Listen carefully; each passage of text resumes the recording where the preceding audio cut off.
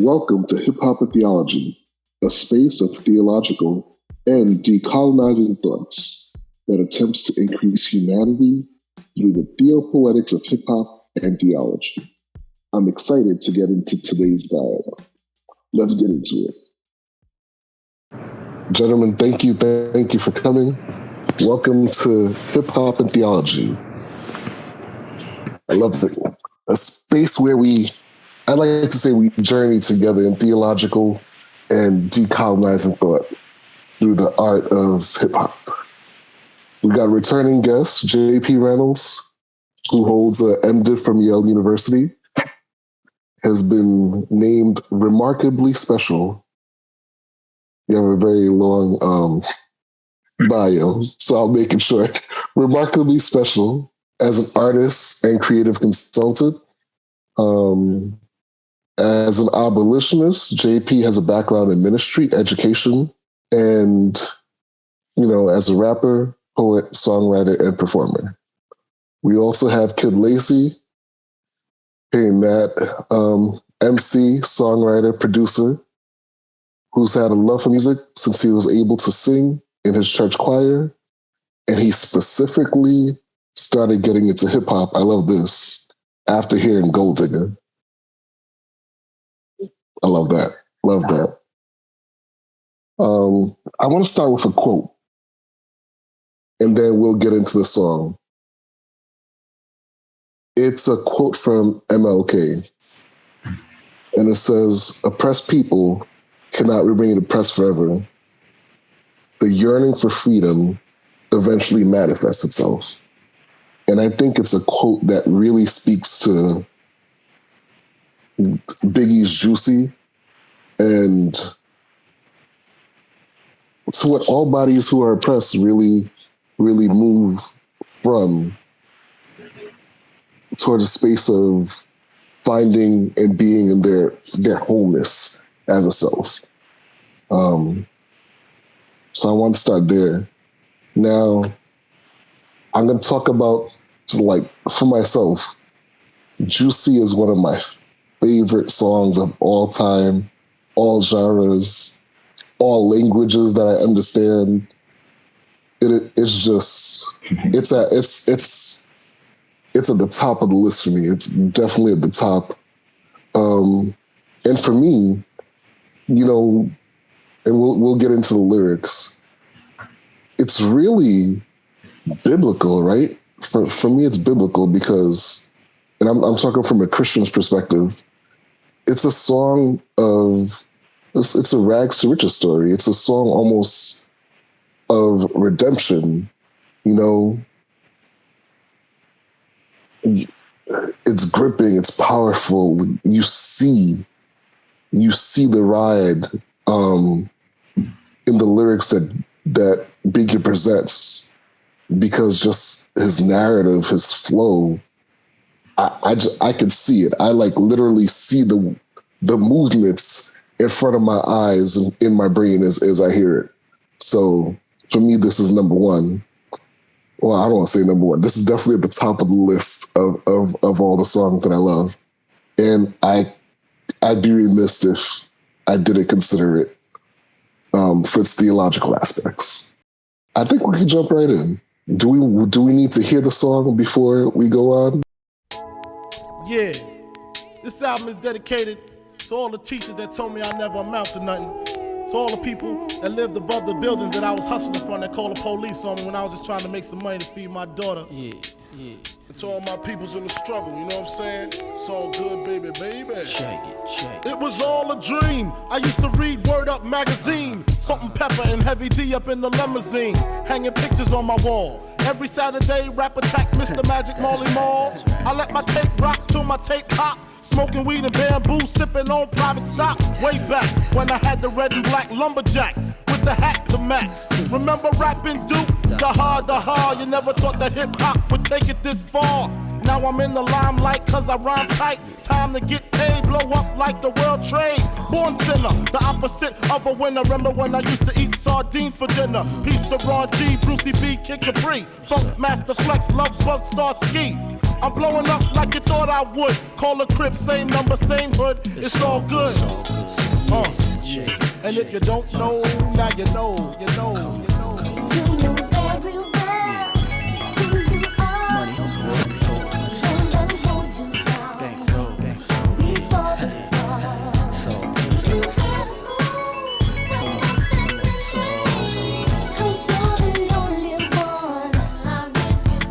I made the change from a common thief to up close and personal with Robin Leach. And I'm far from cheap, I smoke skunk with my peeps all day. Spread love, it's the Brooklyn way. The Moet and Alizé keep me pissy. Girls used to diss me, now they write letters cause they miss me. I never thought it could happen, this rapping stuff.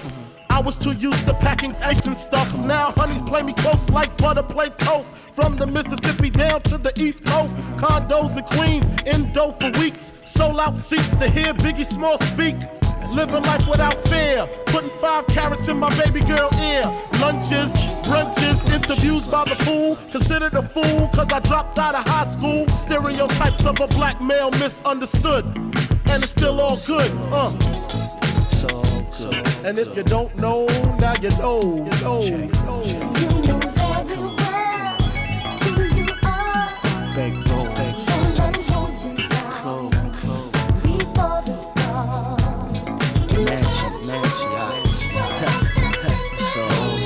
Cause you're the only one. Super Nintendo, Sega Genesis. When I was dead broke, man, I couldn't picture this. 50-inch screen, money green leather sofa. Got 2 rides, a limousine with the chauffeur. Phone bill about 2 G's flat. No need to worry, my accountant handles that.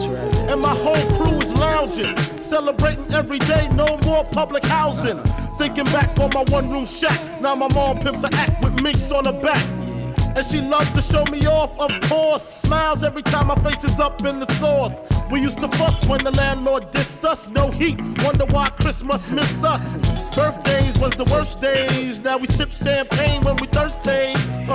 Damn right I like the life I live. Cause I went from negative to positive and it's all good. And if you don't know, now you know, you know, you know. You know very well who you are. And if you don't know, now you know, you know, you know.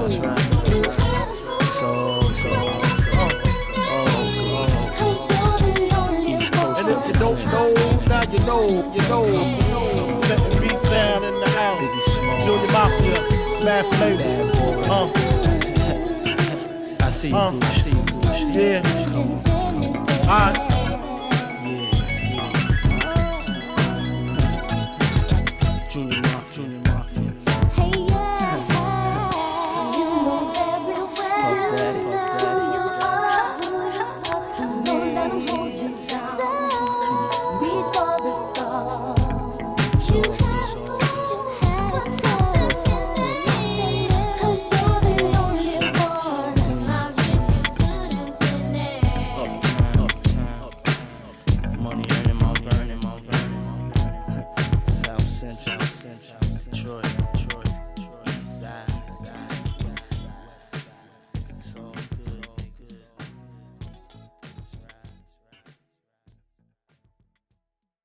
I want to start off at the beginning of the song.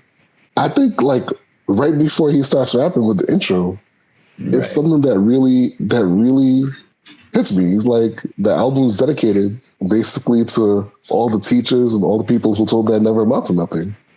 And as a black man in America, as much as I've had people uphold me, I've had plenty of people tell me I'd never amount to nothing, right? Like, whether it's in school, if I had any issues learning or whatever, like, I've been, been called stupid, been called dumb, been called lazy because I didn't understand.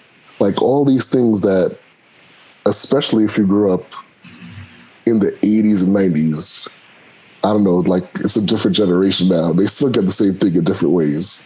But it's definitely something that I went through. And I love the fact that that's how he starts. He starts the song. So I guess I have a question then for you, would be where you are now in your rags to riches, kind of parallel. if you saw, said person who these people who called you these things and did all these things, how do you think that you would approach it? And this is kind of like a two-parter, or not a two-parter, but it's like I have a feeling of like what you may answer it with, because then I have something to say about how Biggie goes about it too, I think. Like, would you approach it with grace, I mean, I hope so. That's the real answer.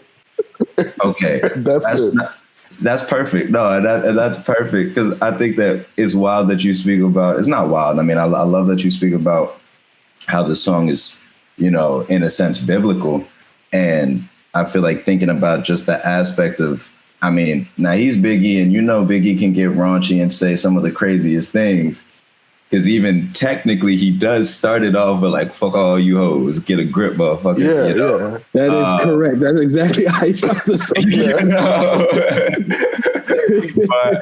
But it's cool how I think how it's kind of mixed. It's kind of like pushed. It sounds like he was saying it in a different kind of like context. So it's not kind of like he's coming into this track with animosity. So I think it's funny that I think it's just the aspect of grace. He's dedicating the album to the haters, as well as the lovers and the supporters and whatnot. Whereas the people that I listen to now, when they'll speak about the people that said they weren't, they wouldn't be nothing, the only thing they say now is, oh, I'm rich now, or I got money, or like blah, blah, blah. Like it's some type of like disrespectful manner. And I just like speaking about that, just since we're like ruminating on the intro, like I think it's just really interesting that it's dedicated. It's not like, this album's in spite of y'all, or this album's blah, blah, blah. It's like, this all kind of made me. Yeah. I'm going to offer a little pushback. I was going to say. He starts off by saying, come on, fuck all you hoes, get a grip, motherfucker. Right. Like, there's nothing graceful about that. I was going to say, he's kind of giving them the smoke. He's saying that facetiously. He's like, this album is dedicated to all y'all. I think the dedication part is to, okay, when he says, fuck all you hoes, get a grip, motherfucker, he's putting it out there, right? Right. But then I think the dedication is where the specificity comes in. Right. Because you can take it as him just being euphemistic when he first comes in. However, when he says the dedication, now you know who he's directing that animosity towards. So I think there is some kind of rancor in his tone and in his voice, because initially, if as a hip hop artist, if you just say something like that, you don't know who you're directing it towards. It could just be just from musical perspective, right? That's However, once he says the dedication part, now you know where he's going with the tone and who he's directed toward. So I don't know if there's grace there. There's because I lived the same experience Joe lived. I've been called everything. I came in not speaking English.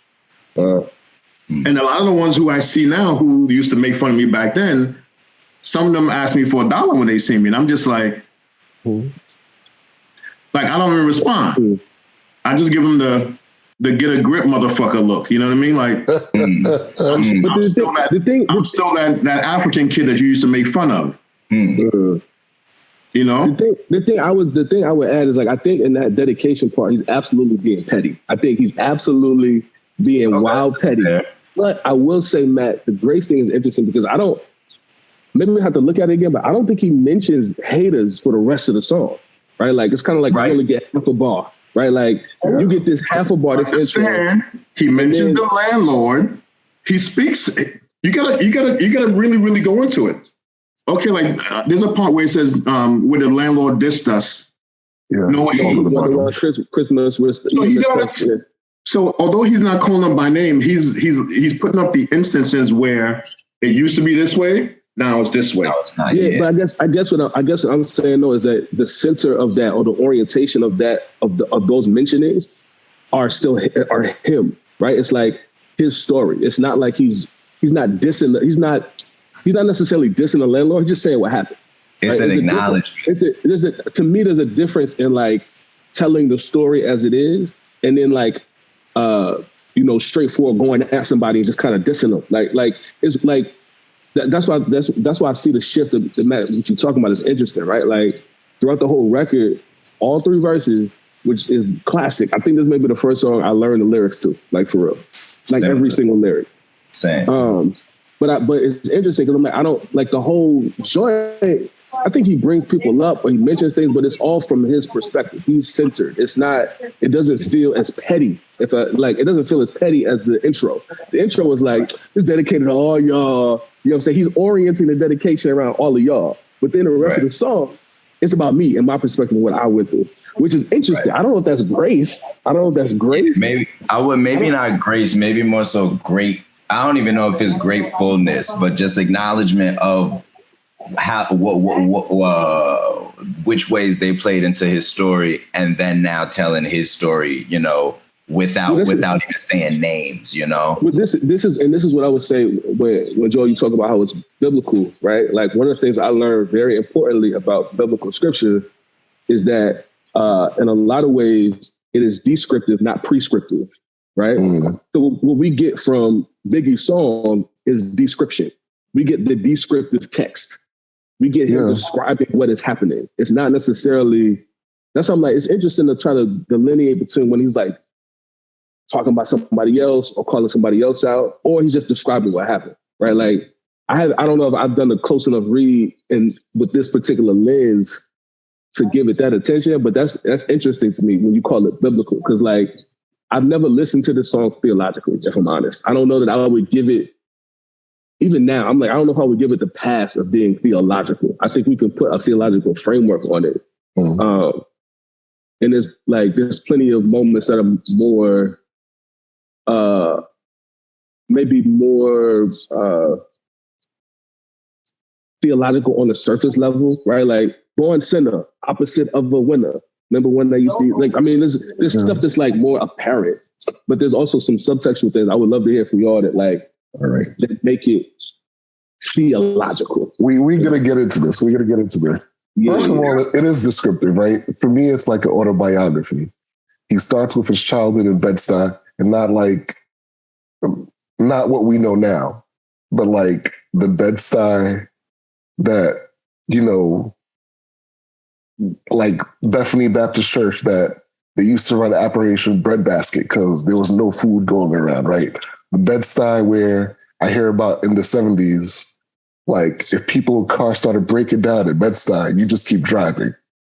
Like that's the Bed-Stuy he's talking about, right? Not like I lived in Bed-Stuy, maybe 10, 13 years ago, and I had a studio apartment when I needed a Murphy bed, and my apartment was $2,000. That's not the Bed-Stuy we talk about. Right? He talks about his childhood. He talks about his time hustling. He talks about, you know, his dreams of being a rapper, and he actually started rapping while he was in jail, right? Like not rapping, but he started writing his stuff down, right? He talks about his influences because he mentioned them and thanking them in there. So this is very descriptive about him. So I agree. Top, we got some petty fuck y'all, and then I'm going to tell you my story. And I love it. We start with, I gotta show you my t-shirt. I gotta go down. I'm gonna do the whole rest of the one just like this. We start with, it was all a dream, right? It was all a dream. I used to read Word of magazine. Can I throw a wrench in here? Uh-oh. Go ahead. I love wrenches. Look at Biggie as Moses and draw a parallel from that. Because he was once living in exile, but no longer. He once didn't have anything. All he could do was dream about being free. All he could do was dream about having whatever it is he wanted. All he could do was dream about having his people come with him and living the life that they were supposed to live, or at least in their head. At least they were born thinking that they're supposed to be free and doing what they wanted. So you have those who already have, you know, whether it be empire or the music industry or anyone else who wanted to keep that oppressive thumb on them. This is his get a grip kind of connotation, in my opinion. So you can look at it theologically. You just have to find the right parallel to say, okay, well, what oppression did he come up from underneath and how was he successful? How did he get there? And what manifested afterwards? You talk about his mom living the life afterwards. So this is going from having nothing to the land of milk and honey, so to speak. It doesn't directly, 100% translate, but I can draw an effective parallel with those two scenarios. You were talking about Moses. When going through this, Abraham jumped to mind because I started really thinking about like Christian, Jewish, Muslim traditions and Abraham, the father of those traditions. And you start from non-believing, like Abraham's just chosen. Like, I don't even know you, God, and you chose me. I'm going to follow along this path. So I'm putting faith, I'm doing the action, and then Abraham's kind of fucked up. I'm sorry to say it like that. Abraham pimping out his wife more than once. Like, Abraham got some issues, like all of us. But then he follows the path and is faithful to his call or his art, his craft, whatever you want to say. Because I'm thinking like about Biggie in this sense, and then see the results. So I wouldn't even there's so many people in the biblical narrative that you could pull up. I think a lot of the prophets you can go to and draw parallels. I see a lot of thinking going on. I think one thing that is hard for me to get over, and not even hard for me to get over, just wrestling, because like I said, this is a different way for me to think about this song. The song is so material. And I think that is, and it's also so internal. For me, this is hard to call it prophetic because it doesn't necessarily speak to anyone else's reality. At least I never heard it that way, right? Like, unless it's just he's describing his thing, it's celebratory. Oh, I can do this too, right? Mm-hmm. I don't know to me that is prophetic. The Moses angle is interesting. I'm still wrapping my head around it because to me, this is a matter of like rags to riches. Yes. I think redemption is the thing for me that ties it to a theological framework, right? Like it was once this way, now it is this way, and we are celebrating, right? Like this is, again, I don't know if I could call it grace. It's definitely celebratory. It's definitely joy. And it's definitely like how I got over, right? Like it's one of those. I'm still wrapping my head around the prophetic nature of it. I don't know that I would, to me, it doesn't give me that spirit, if I'm honest. If I'm just being completely honest, right? Like it doesn't give me a prophetic spirit, unless you're just telling about the fact that he is forthtelling what happened to him. But again, to me, I like the angle of calling it biblical because it is descriptive of a thing. It is descriptive of a person's life and journey. And to me, that is sacred. But yeah, I'm wrapping my head around some of the other offerings here. Yeah, same here, honestly. I mean, I guess in that sense, like the way that I see it is you could see it like biblical, like as Jay said, through a lot of different, like through the lenses. Like for me, was not my upbringing. There is no parallel for me and Big, you feel me? Now I'm in Brooklyn, so like, maybe like retrospectively, but like, no, like, but I understand that at least for what this, outside of the materials and the content of this song, and outside of even like the specific then subject matter, like what the song did for then people could be seen as like a biblical kind of offering in a sense, if you want to use the word prophetic or whatnot. I feel like outside of like the materials and whatnot, a lot like this song is a classic, and I feel like we throw this word around, and a classic, I feel like it could be simply defined as a classic as a song that you listen to a lot of times and everybody feels it, but there's something deeper than that, and so I could definitely see how there's a lot of larger ways into how this can be seen as biblical. But yeah, I mean, the way that I've come, at least in the past, then 20 minutes to see this as a biblical offering, that I guess then to use that word, is I see this as a testimony. I mean, from like, just from my perspective, like it, because this is something that allows me to then gain some more understanding of somebody else's situation, you know, and if I get something from that, you know, if I get my mustard seed from that and whatnot, you know, so be it. But, you know, I do see it as, you know, this is his story, you know. JP, let me offer you something in terms of seeing the prophetic in it, right? If you look at the chorus, just read the chorus. I was just about to talk about the chorus. You know very well who you are. Don't let them hold you down, reach for the stars. That to me, it speaks of not just knowing or the fact that you should know who you are and what you're destined to be or the reason that you're here. But it speaks to where I come from. It speaks to my ancestors speaking into me. It speaks to my aunt who used to watch me, talking to me, telling me all the time. And, you know, you have it here when they say, oh, you are somebody. But we have this thing where we say, Imalo Nyombo, that means, do you know who you are? Do you know who you are? And it's not a question, it's just a chant. And it's something that you say when you're going through hard times. When I'm having difficulty in class, I say that to myself. Like I literally talk to myself in Pidgin, you know, like it's a sub-dialect of Igbo, right? And I talk to myself in my native tongue because that speaks to my core.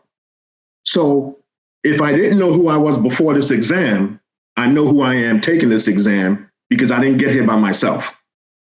Mm-hmm. So when I read that, that's one thing that comes to me in terms of the prophetic. But the other thing also is Big E says over and over, and if you don't know, now you know. You know, that's also reiterating. So if you didn't know about me from before, as a little poor kid who didn't have, now you're going to know.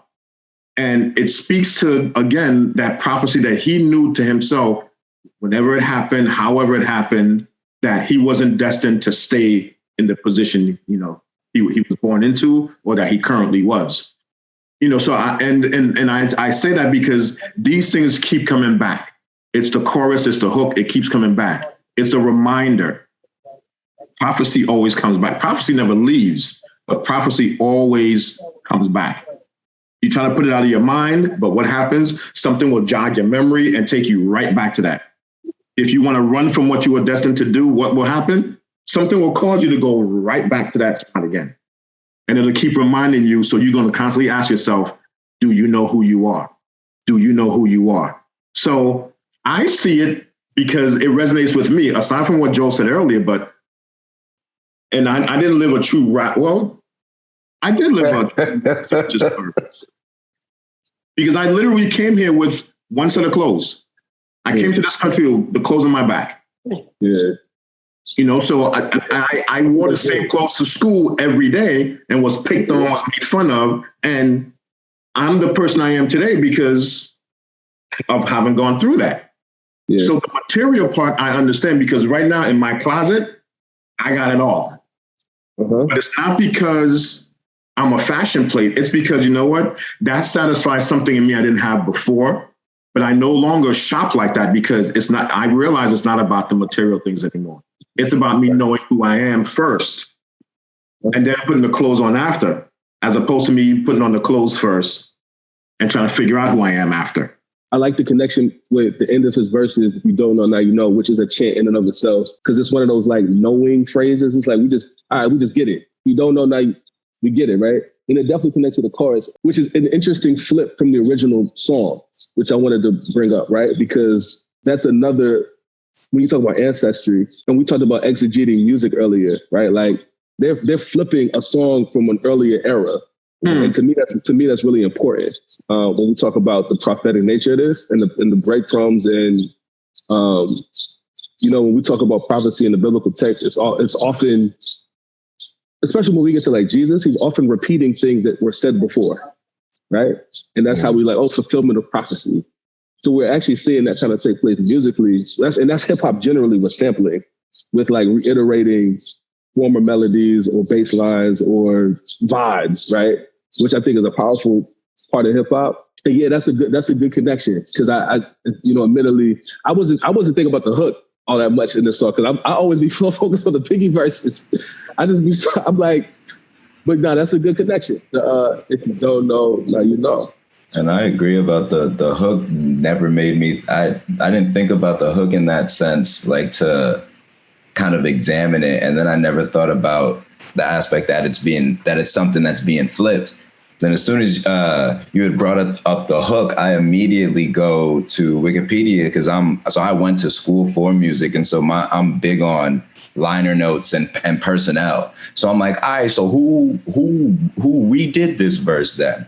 The only writer that's listed is Christopher Wallace. So my only thoughts is that is him and Diddy that then, we're like, all right, we're going to change these last two lines. We're going to keep the, very well who you are. And that concept is just like blows my mind too, because somebody had brought up the born sinner, the opposite of a winner, and something that could be a whole another episode in and of itself is a different album much years later by J. Cole under that title, Born Sinner, and in the same sense where he's I forget what song he sampled, but he sampled sampled a few of Biggie's lines in this for what he vocally did, but then also just for what he wrote, he interpolated a lot of just what Big said. And I like that aspect of sampling I love. So I just had to speak on that it he picked it up and decided to move it forward and somebody was able to pick it up and then do the same thing. I think that's nuts. I just want to add on the hook itself, the chorus.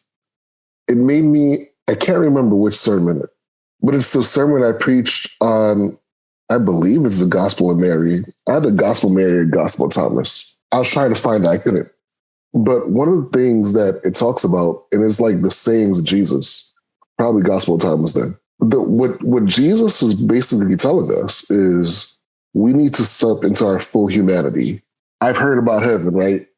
How heaven's going to be, or what happens after death. It's always a pace of peace and calmness and serenity and things like that. I'm talking about from growing up. That's what I heard. My grandfather is a bishop, my grandmother, my uncle as a pastor, all these people.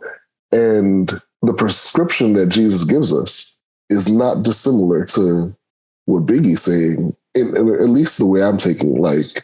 You know very well who you are. And then if you don't know, figure it out. And then that's how you're going to get to where you want to be. So that's what popped into my head while you were talking. Go and continue.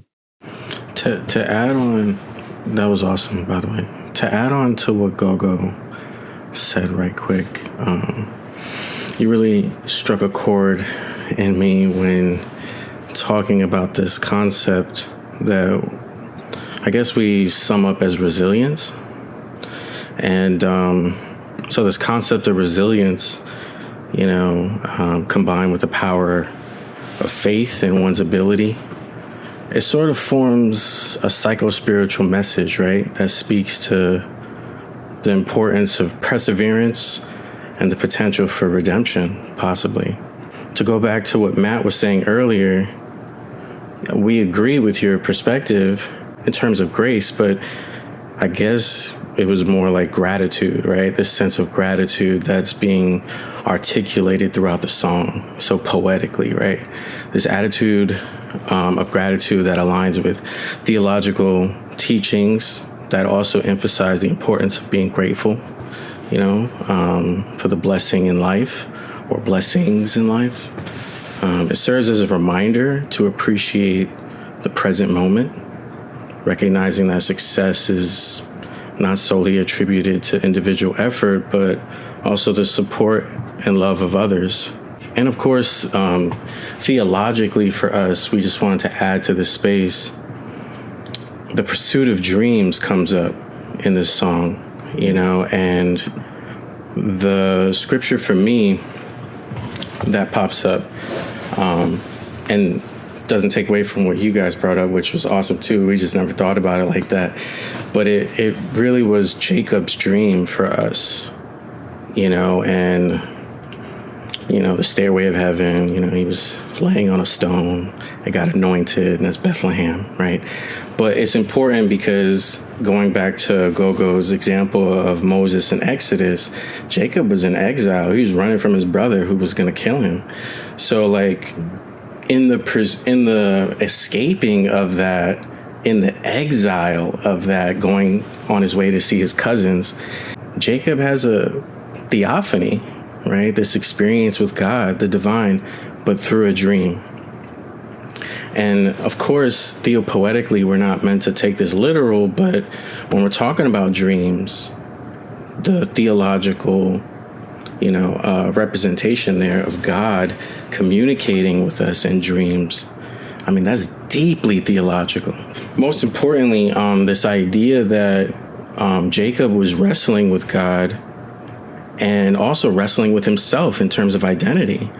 And towards the later end of the story, or deeper into the dream, Jacob's like trying to identify this God, right? Are you the God of my forefathers? Or, all the way going back to Abraham, like, are you the God of Abraham? Are you still with me, kind of thing? And with that, Jacob had to start creating his own theological identity. And this is very important, because before he got to his cousins, this needed to take place. If not, he would just still be doing stupid shit like listening to his mother and getting him into situations like this.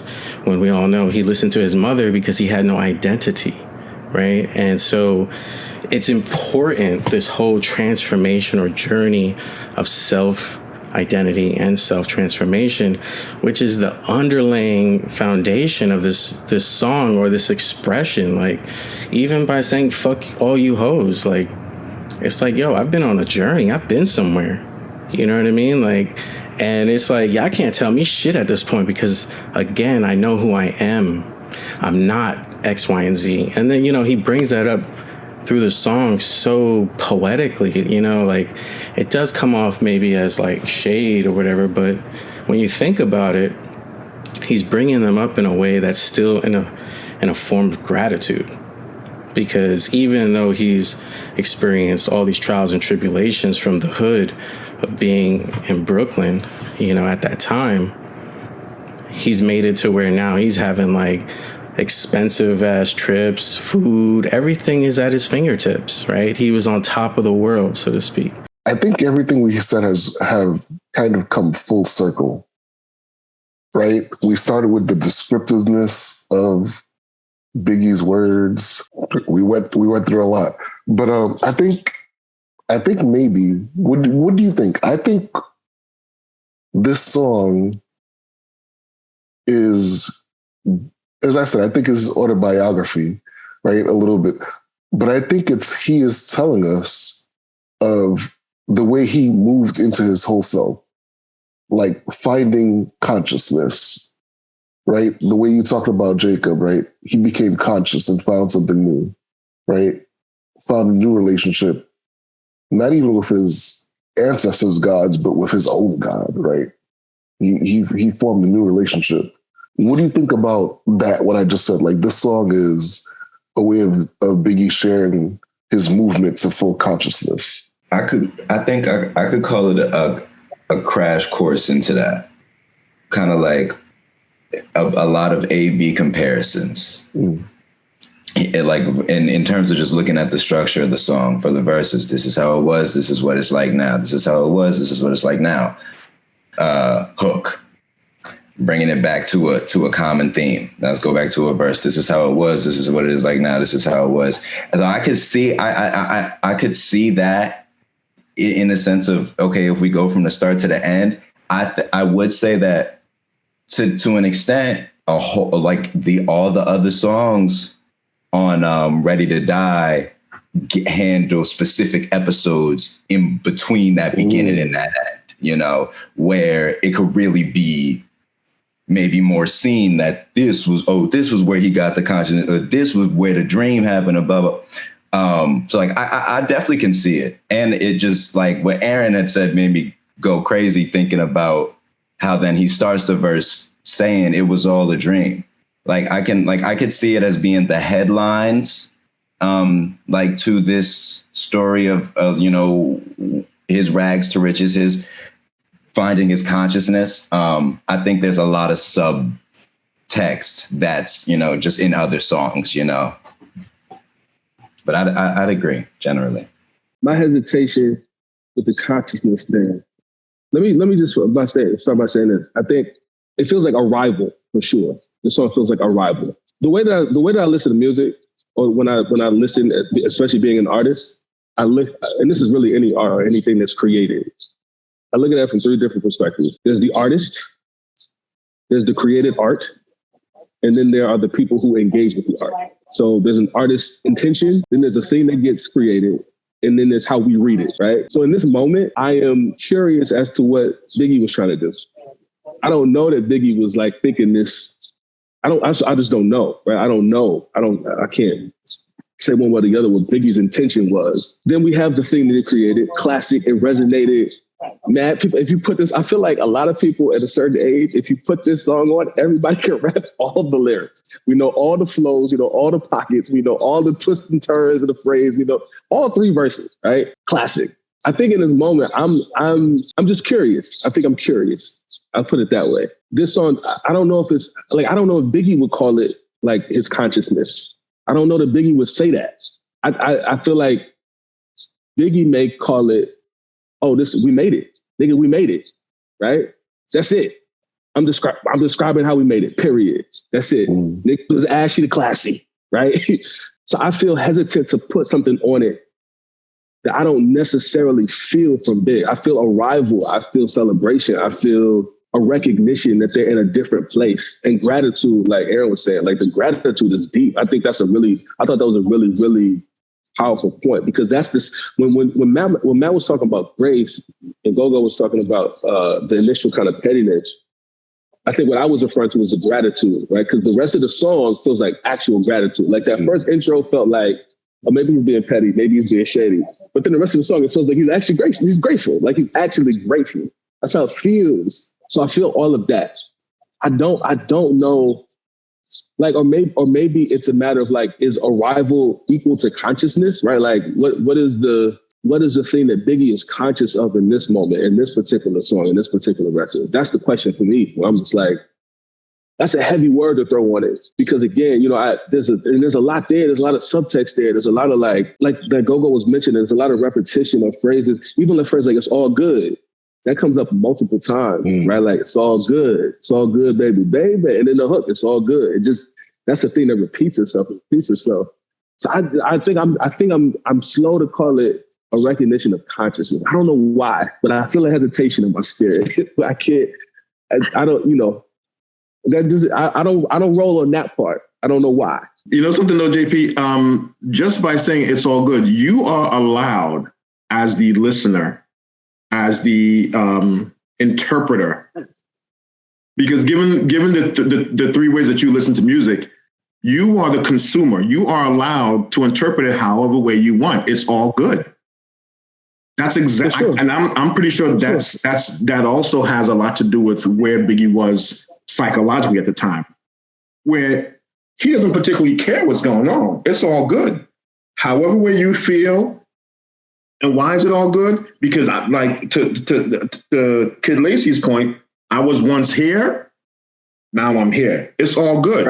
Right. You were once where you were, you're here now. It's all good.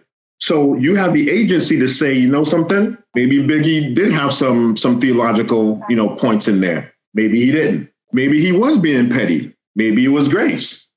Maybe he was being an asshole. Maybe he wasn't. Right. No matter what your interpretation is, it's all good. That's the brilliance of the way he put it together too, though, right? Like he left that openness. He left us all hanging. Also, because like let's put it this way too, right? Like even in a hook, there's this interesting juxtaposition, and I'll admit this, right? Like I kind of got caught up in the ad-libs of the hook, right? Like I didn't even really catch the flip of, because in the original song with M2 Juicy, original Juicy, they say you know what you are, right? In this joint, they say, you know who you are. That's a very important difference. It's a very important difference. But then after he says, you know who you are, Puffy's in the background going, money, clothes, and hoes, right? Like, it's like the juxtaposition of the deep conscious with the ratchetry is like so palpable that sometimes like it's easy to miss. It's easy to miss it. So like I always like money, clothes, and hoes. Like this. But isn't there always one? Isn't there always that one? You trying to do the right thing. You over here, with your holy self. And your mans in them is over there like, yo, let's go get this money. Yeah. We got money, holes, and clothes over here. That's what I'm saying. That's the thing that's so crazy about the record. That's like, it's life. And that's so crazy to think about, like that juxtaposition and how like the complications within like whether it was like, was this parallel or this dichotomy intentionalized, or was this was it the reality of the studio? So was Biggie just was Puff wanting to go in there because he's Puff and it's 94 or it's 95 and they're lit and he just want to say money, hoes, and clothes because he want to get his ad-libs in? Or is he like, now we're gonna flip the Tume, we're gonna flip this part, and then I'm a head up in here and like, that's your book, but that's the question, it begs more questions. Right. And here's maybe and Joel, maybe this is I think what Matt what Lacey just said is maybe helping me figure out my hesitation towards the conscious piece, right? A lot of times when I think about music, especially rap music, especially Biggie, the way he literally rapped, the way he went into the studio process, it was all flow. It was flow, which often relies on unconscious or subconscious, right? So that's why I think the consciousness, and it's not to say that he's not conscious or he's not aware of his surroundings or the story. It's not to say that he's not arriving at consciousness. I think for me, there's a power in leaning on the unconscious and the subconscious, especially for Biggie. Like the way that I think about his brilliance as a writer and as a rapper, like the man didn't write nothing down.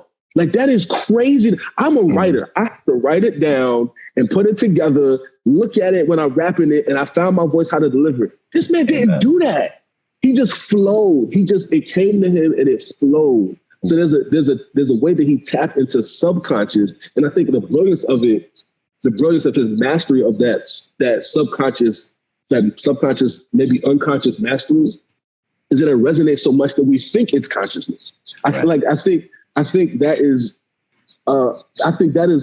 maybe the turn or the trajectory from the artist to the creator art to the consumer, right? Which is like, man was that brilliant that he was just flowing. and we sit there thinking he was like, and I'm not saying that's what you're saying, Joe. I'm just like, to me, that's what I think that's my hesitation towards identifying the consciousness of it. And it's not to say that he's not arriving at what is conscious for him. I think I lean towards flow. Okay. Right. That's also not to put flow and consciousness at odds. That's not to do that. But that's my hesitation. And I feel like what it is your hesitation to say something about the intention allows you to really just like, I don't know, rely on the consumer aspect and look at the creative art and the creative art, which is the flow, which is the subconscious, that content. Like I'd agree as well, because obviously as a writer, and I think that word specifically, consciousness, is a tough one to then like throw around. And I think a lot about intentions now when I listen to music. I'm just like, what were they thinking when they wrote this? How did they, do like blah, blah, blah. And what did they want? How did they want me to feel, versus how I'm feeling right now? And like that type of stuff will definitely make me trip over myself. So I think it's just like it's tough when I wouldn't say we failed to, but when we're jumping from a lot of different lenses of this song, I guess, or different experiences with this song. We have theologians listening, to this song. We have artists, interpreting this song, and like people with a bunch of different backgrounds, yes, but different ways of already just thinking about music, you know? Brilliant conversation. I guess from a shamanic spiritual standpoint, Biggie would be more conscious because he then possesses the ability to tell his story. If he doesn't know who he is, then he's not conscious and he can't tell his story. So it really just blends into what you're saying now, because now he develops that relationship of flow with the unconscious, which takes his conscious thoughts of understanding who he is in relation to the world he's in right now is not the same as when he was a child and poor. That takes consciousness. There's so many people out there that are unconscious that their situation is something else than what the illusion they tell themselves. So for Biggie to sit here and break through his own illusion, and shamanism would be a shamanic journey of awakening, a new level of consciousness. I don't think it's like a stop point. It's just a benchmark, you know? And of course, I'm sure if we did like a whole entire series on Biggie's collection of songs, we could tell an even deeper, thorough story of how he comes into further consciousness. Because remember, this song came out when he was in the beginning. Like, he gets better. We all know that. And his consciousness and how he formulates and the collabs, and it's all not unconscious, but it's a relationship of conscious and unconscious, which makes him awakened and more whole than he was before. I got a question. This is gonna be a wrench because I know there's mad thoughts at the table. I'm sorry, but name a better Biggie song than Juicy. I'm sorry, this is my favorite Juicy. This is my favorite Biggie song, yo. I don't know. You said he gets better. I'm like, yes, and also I can't, off the top of my head, I don't know that I could name it. But I'm sorry, I had to say that, but I know, go. And Joel, I know you. I got to jump in after you go. You said earlier, JP, about the materialism in the song, right? I think that the fact that he grew up without these material things, his consciousness allowed him to put them on display in this song. But once he had satisfied the materialism that he did not have, I think he was then able to focus on his storytelling ability even more. Because if you realize, consciously, I don't think he got better as time went on, but his storytelling lyricism got more intricate. Because the song that he told about the New York Knicks play, I forget the. Let me tell you, that song, even warning. Thank you. Even warning. Yo, there's a red dot on your head. Listen, who thinks of this? Yo, there's a red dot on your head too. Like, what? Oh. So, and I say this because I find that the people who influence us the most do not concern themselves with certain things, like driving, like what they eat, like what they wear. They're not into all that stuff anymore because consciously they have broken away from the materialism and they are able not to focus on what matters, which is this. And once he got to that plane of existence, when I tell you listen, they heard about the crib you bought your mom's out in Florida, the 5th corridor. Call the coroner. What are you telling me? What might be better than Juicy? No. It's not better than Juicy, but what I'm saying, the storytelling lyricism became so intricate that I felt like I was sneaking to his mom's crib. Right. Tells what to do. Yo, you sure this is his mom's crib? Yeah, shut the fuck up. I'm sure. I felt like I was there. Like I got goose pimples now. Like I'm in the crib in the dark trying to find something.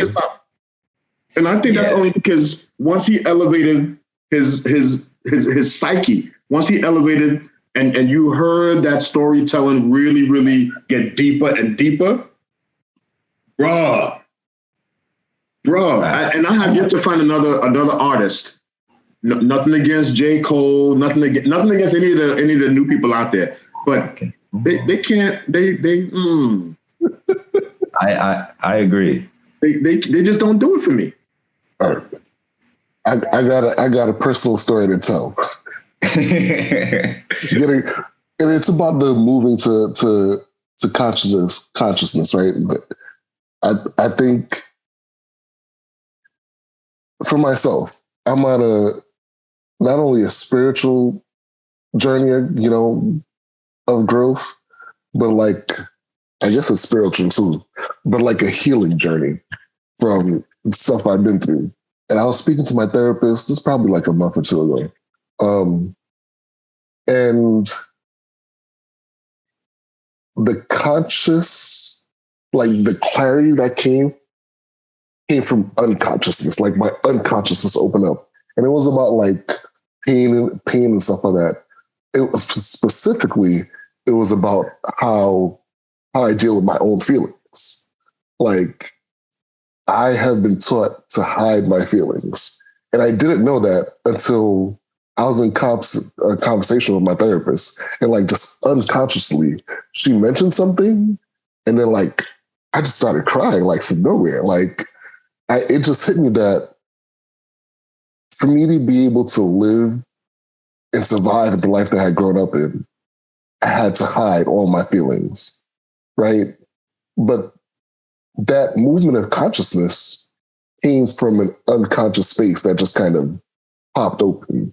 So I'm thinking, well, maybe we're looking at binaries and it's not a binary. Yeah. I mean, and what you're saying, the word clarity was illuminating to me as you just spoke in regards to this song, right? Like, this song is very clear. It's very clear, right? It's so clear. It's like, it was this, now it's this, and it's all good. It's all good. He's saying it's all good, almost as just like it was always all good, right? Like, it was never not all good. Now we just came up, right? Which feels very clear. Again, I think that's why it resonates so deeply with so many folks within the culture and without the culture, really, outside the culture, right? Like, this is a huge song. So I think that makes a lot of sense. Yeah, I agree about the unconscious having to like the unconscious catalyst, like having that need to be there. It's funny, I think now, like, it's gotten just much more like, I don't know, deeper or more literal, like within these words that like we've said over this conversation.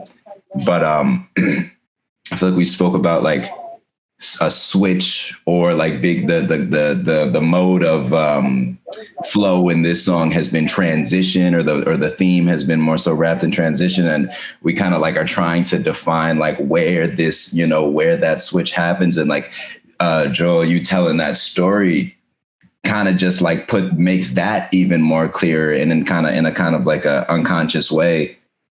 Because I think back to how JP listens to music, right? And like breaking it down into those three. And I'd honestly say I probably listen to music in the same way. I've just never defined it or thought about it in that sense.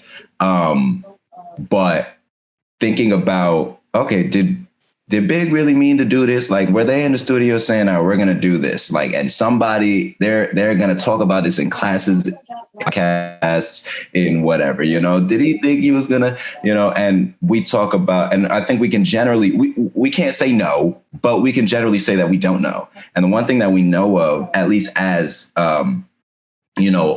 artists, in our own right, is that, and just people, like healing people coming, like transitioning out of things and whatnot, is that the process of unconscious can really be, that turning point.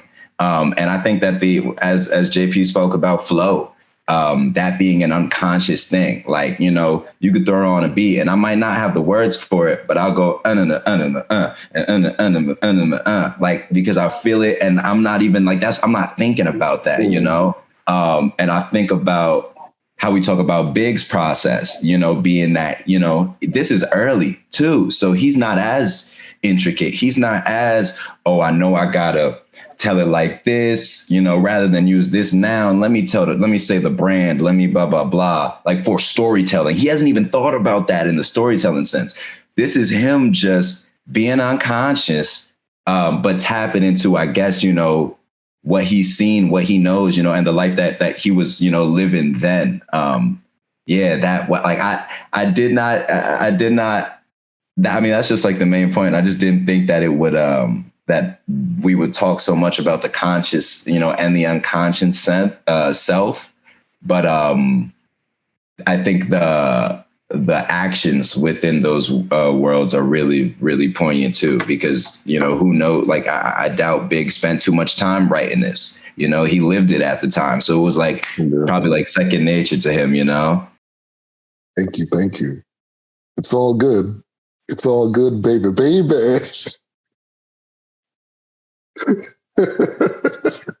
Thanks a lot, guys. I really appreciate y'all. I hope you hold it in your heart to join us again. I really had a lot of fun with you.